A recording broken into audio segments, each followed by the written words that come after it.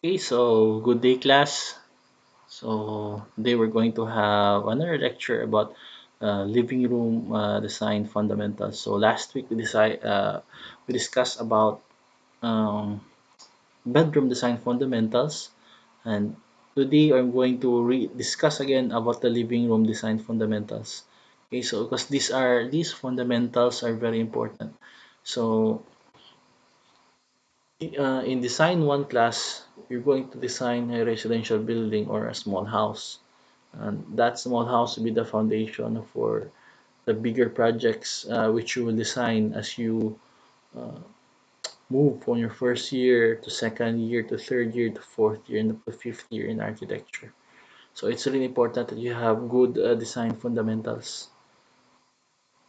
So let's review this video. Welcome to Slow Home Studio. Too many people live in badly designed houses, and we want to change that. November is Living Room Month, and this is the third in our four-set series, and we're going to be looking today at the slow home principles behind a good living room. So if we look at these, here are our 12 principles. You can look at those in our book or on our website. The sixth one is for living rooms, and it says that all indoor and outdoor living spaces in a slow home have good daylight, a natural focal point, and can accommodate a wide variety of uses without wasted space. Okay, so these are good principles. So all indoor and outdoor living spaces in a slow home have should have good daylight. So that's why I'm always reiterating in class that sufficient lighting and ventilation should be there. So it has a natural focal point and can accommodate a wide variety of uses without wasted space. Okay, so when you design class, always make sure that there are no spaces that are wasted. Sounds simple. Yep, sounds simple, but it's actually, you got to really think about it to achieve it. And we thought that we would demonstrate this month by looking at one of our recently completed projects. It's a renovation to a 1960s split-level house. Here's the living room space. Okay, so this is the living room and the dining room And space. you actually saw the before picture in the first episode. Yeah, and in the second episode, we talked about some common pitfalls of what not to do, and there's one of the biggest ones of all time is right there.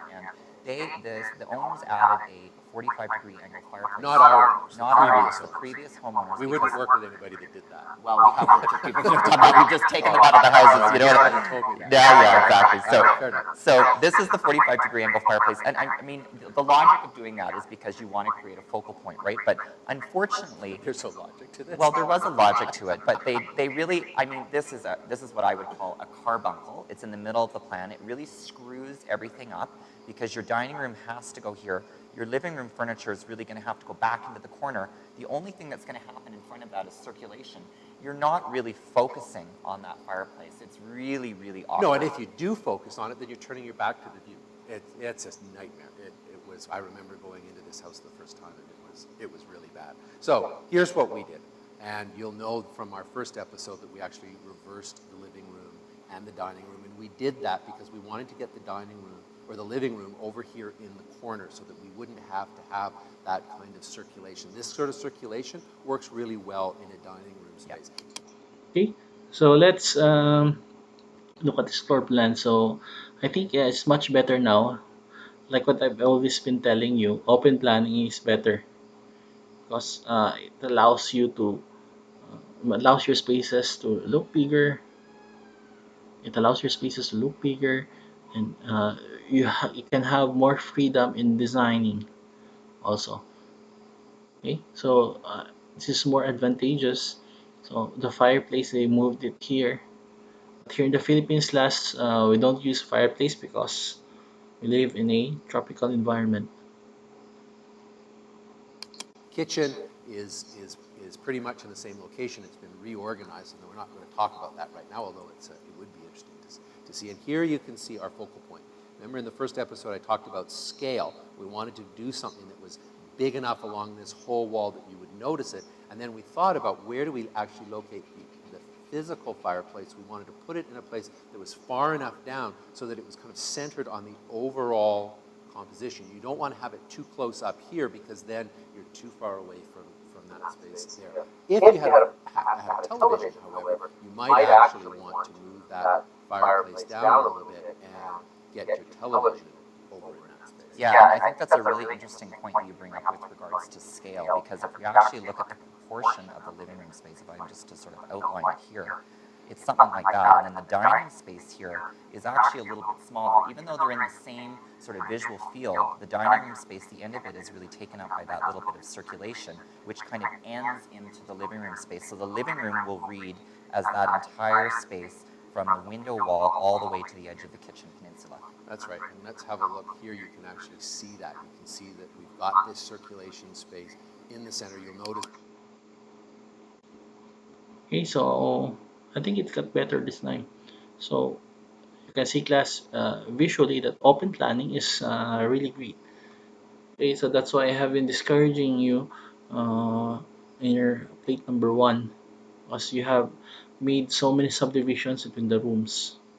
Okay, so with this one, you can, here is the dining area, is the living, this is the kitchen. So it's not separate separate our rooms. It's just one large room, so it feels spacious, it feels modern, and it looks better. If you looked at the plan, that it is in the dining room that we have the garden doors out so that. Okay, so you can see, so there's a good amount of light going in. Now, in the context class and Western design, so they're going to use glass to make sure that as much light goes in. But here in the Philippines, we are not only light.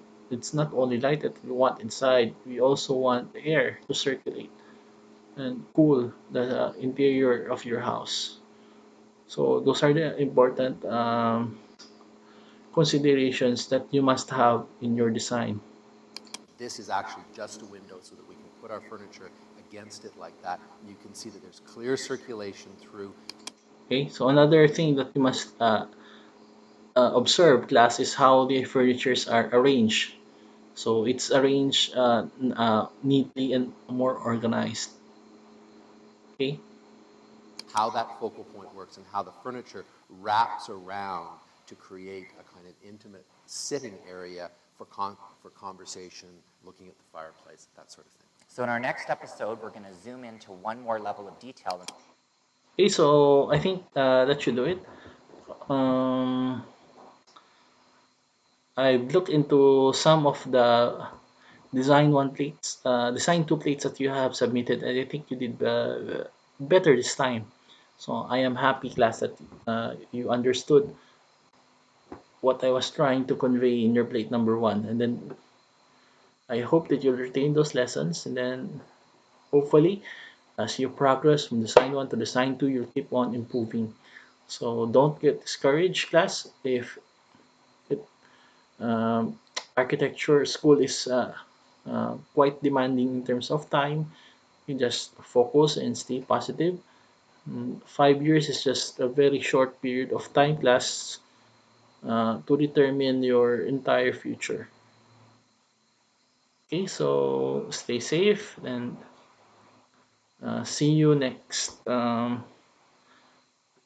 week during your midterm. Okay, so thank you.